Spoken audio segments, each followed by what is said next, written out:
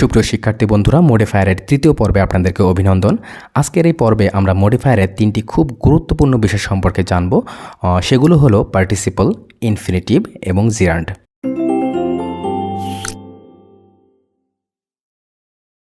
তো আমরা সকলে জানি যে আসলে পার্টিসিপল, ইনফিনিটিভ এবং জিরান্ড এই তিনটি বিষয় নন ফাইনাইট ভার্বের অন্তর্গত। ওকে, সো আমরা যদি এই নন ফাইনাইট ভার্ব সম্পর্কে সঠিকভাবে জানতে পারি তাহলে এই তিনটি বিষয় সম্পর্কেও আমরা সঠিকভাবে জেনে ফেলতে পারবো ইনশাল্লাহ। সো এই নন ফাইনাইট ভার্বটা কি? যখন দেখবেন যে আসলে ভার্বের সাথে আইএনজি যুক্ত রয়েছে এবং তার আগে কোনো অক্সিলারি ভার্ব নেই। ওকে, তার আগে কোনো অক্সিলারি ভার্ব নেই, তখন সেটাকে বলা হবে নন ফাইনাইট ভার্ব। পাশাপাশি যখন দেখবেন যে আসলে ভার্বের আগে টু রয়েছে, ঠিক আছে, টু প্লাস ভার্ব, এরকম করে যখন দেখবেন যে ভার্বের আগে টু রয়েছে তখন সেই ভার্বটাকে বলা হবে নন ফাইনাইট ভার্ব। তাহলে আমরা শর্টকাটে বুঝে নিলাম যে আসলে যখন দেখবেন যে ভার্বের সাথে আইএনজি যুক্ত হবে কিন্তু তার আগে কোনো অক্সিলারি ভার্ব, যেমন am, is, are, was, were, shall be, will be, এই টাইপের কোনো অক্সিলারি ভার্ব বা বি ভার্ব থাকবে না, তখন সেটাকে বলা হবে নন ফাইনাইট ভার্ব। পাশাপাশি যখন ভার্বের আগে টু থাকবে তখন এই ভার্বটাকে বলা হবে নন ফাইনাইট ভার্ব। তাহলে এই দুটি শর্ত ব্যতীত আর যেই ভার্বগুলো আপনি দেখবেন কোনো সেন্টেন্সের মধ্যে, সব ভার্বগুলো কী ভার্ব হবে? Finite verb. তাহলে নন ফাইনাইট ভার্ব হতে হলে দুটি শর্ত, একটা হলো ভার্বের সাথে আইএনজি থাকতে হবে, পাশাপাশি তার আগে কোনো অক্সিলারি ভার্ব থাকা যাবে না, পাশাপাশি ভার্বের আগে যদি টু থাকে তাহলে সেই ভার্বটাকে বলা হবে নন ফাইনাইট ভার্ব। এই দুটি শর্ত ব্যতীত যত ভার্ব থাকবে সবগুলো ভার্বকে বলা হবে ফাইনাইট ভার্ব। তাহলে আমরা এই দুটি আর কি যে শর্ত রয়েছে, যে কন্ডিশন রয়েছে, এই কন্ডিশনের আমরা উদাহরণ দেখে ফেলি। উদাহরণটা যেমন হতে পারে, দেখুন যে I am going to school, I am going to school. Okay, তাহলে এখন একটু খেয়াল করুন যে আসলে এখানে দেখুন ভার্বের সাথে আইএনজি রয়েছে, এখানে গো হচ্ছে ভার্ব এবং ভার্বের সাথে আইএনজি রয়েছে, কিন্তু তার আগে একটি অক্সিলারি ভার্ব রয়েছে। আমাদের শর্তটা কী ছিল নন ফাইনাইট ভার্বের? যে ভার্বের সাথে আইএনজি থাকবে কিন্তু তার আগে কোনো অক্সিলারি ভার্ব থাকতে পারবে না। কিন্তু এই সেন্টেন্সে আইএনজি যুক্ত ভার্বের আগে যেহেতু অক্সিলারি ভার্ব রয়েছে, তাই এই ভার্বটাকে বলা হবে ফাইনাইট ভার্ব। যদি এই গোয়িংয়ের আগে কোনো অক্সিলারি ভার্ব না থাকতো তো সেক্ষেত্রে এই গোয়িংটা হতো নন ফাইনাইট ভার্ব। ওকে, সো আমরা এই গোয়িং দিয়ে আরেকটি আর কি উদাহরণ দিই, আরেকটা সেন্টেন্স মেক করি, যেমন going to school, going to school he must. Okay, so এবার এখানে খেয়াল করুন যে এখানে গোয়িং রয়েছে কিন্তু এই গোয়িংয়ের আগে কোনো অক্সিলারি ভার্ব নেই, তাহলে এই গোয়িংটাকে বলা হবে হচ্ছে নন ফাইনাইট ভার্ব। তাহলে একই ভার্ব, দেখতে একই রকম, সব কিছু একই রকম, একটা হচ্ছে ফাইনাইট আর একটা হচ্ছে নন ফাইনাইট। আশা করি এই নন ফাইনাইটের বিষয়টা বুঝতে পেরেছেন। এবার টু দিয়ে আমরা একটি সেন্টেন্স মেক করব, যেমন আই ওয়ান্ট টু বাই আ বুক। তাহলে এখানে দেখুন যে এখানে ভার্ব কিন্তু দুইটি, একটা হলো বাই একটা ভার্ব আর ওয়ান্ট হলো একটা ভার্ব। ওয়ান্ট মানে হলো চাওয়া আর বাই মানে হলো কেনা। তাহলে দুটি যখন ভার্ব, তাহলে কোনটা ফাইনাইট আর কোনটা নন ফাইনাইট? দেখুন এই ভার্বের আগে টু রয়েছে তাই এটি হলো নন ফাইনাইট ভার্ব। পাশাপাশি এই নন ফাইনাইট ভার্বের আগে যেই ভার্বটা রয়েছে এটাকে বলা হবে ফাইনাইট ভার্ব। আপনারা মনে রাখবেন যে আসলে সবসময় ফাইনাইট ভার্বটা আগে হয় এবং নন ফাইনাইট ভার্বটা পরে হয়, তবে সব ক্ষেত্রে না।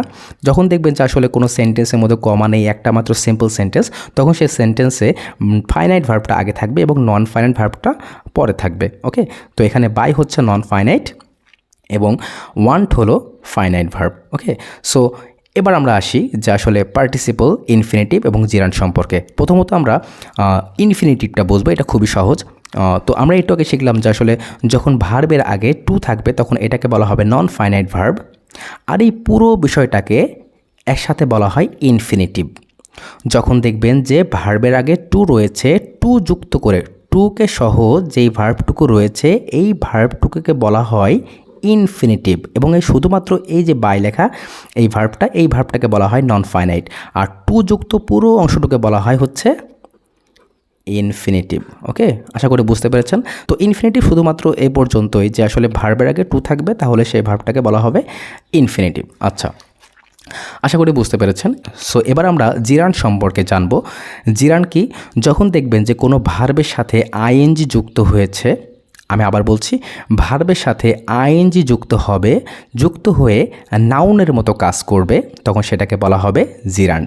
যেমন আমি একটু উদাহরণ দিই, যেমন লিখি যে swimming is a good exercise. Swimming is a good exercise. প্রথমত খেয়াল করি যে আসলে দেখুন যে এই ভার্বের আগে সুইম মানে সাঁতার কাটা, ভার্বের সাথে আইএনজি রয়েছে কিন্তু তার আগে কোনো অক্সিলারি ভার্ব নেই, তাহলে নিঃসন্দেহে এটা হলো কি নন ফাইনাইট ভার্ব। এবার আমরা লক্ষ্য করি এটা জিরান্ড নাকি পার্টিসিপল। দেখুন যে যখন দেখবেন যে ভার্বের সাথে আইএনজি যুক্ত হয়ে নাউনের মতো কাজ করবে। নাউন বলতে আমরা কি বুঝি? নাউন বলতে কোনো কিছুর নামকে আমরা বুঝে থাকি। তাহলে এখানে একটু খেয়াল করুন, swimming is a good exercise. তাহলে এই গুড এক্সারসাইজটার নাম কি? সুইমিং।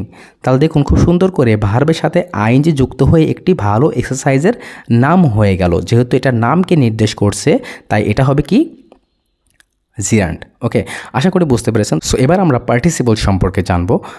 পার্টিসিপল হলো যখন দেখবেন যে কোনো ভার্বের সাথে আইএনজি যুক্ত হয়ে অ্যাজেক্টিভের মতো করে কাজ করছে। তাহলে ভার্বের সাথে আইএনজি যুক্ত হয়ে অ্যাজেক্টিভের মতো করে কাজ করলে সেটাকে বলা হবে পার্টিসিপল। তো প্রথমত আমরা জানি অ্যাজেক্টিভটা কি। অ্যাজেক্টিভ হলো কোনো ওয়ার্ড যখন নাউন বা প্রোনাউন সম্পর্কে অতিরিক্ত তথ্য দেবে, তখন সেটাকে বলা হবে হচ্ছে অ্যাজেক্টিভ। নাউন বা প্রোনাউন সম্পর্কে অতিরিক্ত তথ্য, সেটা হতে পারে নাউন বা প্রোনাউনের সংখ্যা, নাউন বা প্রোনাউনের দোষ, নাউন বা প্রোনাউনের গুণ ইত্যাদি। এরকম নাউন বা প্রোনাউনকে নির্দেশ করার জন্য যে সমস্ত ওয়ার্ড ব্যবহৃত হয় সেটাকে বলা হয় অ্যাজেক্টিভ। তাহলে যখন ভার্বের সাথে আইএনজি যুক্ত হয়ে অ্যাজেক্টিভের মতো করে কাজ করবে, তখন সেটাকে বলা হবে পার্টিসিপল। একটা উদাহরণ দিই তাহলে আরও ক্লিয়ার হয়ে বুঝতে পারবেন। যেমন আমি লিখি যে খুবই কমন এবং খুবই ইম্পর্ট্যান্ট একটি উদাহরণ, সেটি হলো আর রোলিং স্টোন